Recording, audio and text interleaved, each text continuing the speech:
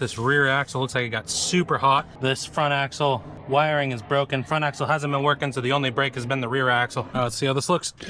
Needs to be adjusted, but at least the brakes are, or the magnet's flat. Brake shoe looks a little worn. All right, I'll let him know on this. He said just do bearings for today, but I'll let him know, probably do rear axle brakes because his front axle brakes haven't been working and that's why they're getting a little hot. Front axle has been connecting with the frame. It looks like it is bent from right where the U-bolts are. Front axle wiring was disconnected because it smashed against the frame. Checking seals, 2 1/4. All right, looking at it a little harder. I would say all brakes need to be changed.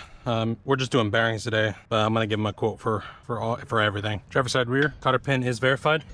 Driver side front, cotter pin is verified. Driver side front was way out of adjustment. Slightly rubbing on the brakes now. I'm gonna fix all this wiring. I found where the wiring broke right here. So I'll extend it and then zip tie it to the U-bolt so it doesn't hit the frame. I got new wire in there, just shrink wrapping everything. Front axle's wired up, zip tied to the U-bolt. Everything's out of the way. I have space for all of the suspension to work. Front axle's done. Rear axle's done. Front axle locked up, rear axle locked up, brakes are off, front axle free spinning, rear axle free spinning, slightly rubbing on the brakes, everything's adjusted. This side's done, put tires and wheels on, do the other side. Passenger side rear. Oh, gosh darn it. And passenger side front.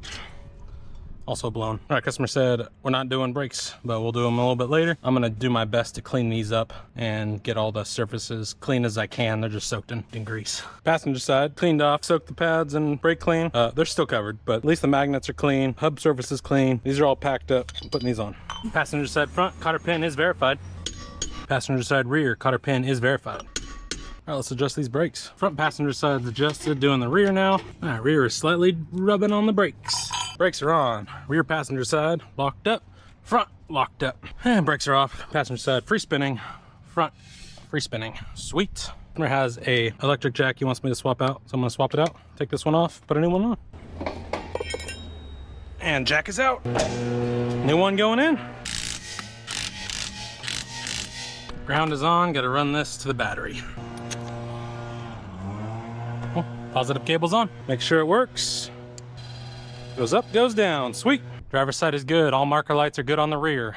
And passenger side's all good. Left turn is on and working, and right turn is on and working. Perfect, all lights and wiring work, brakes work, and torque lug nuts.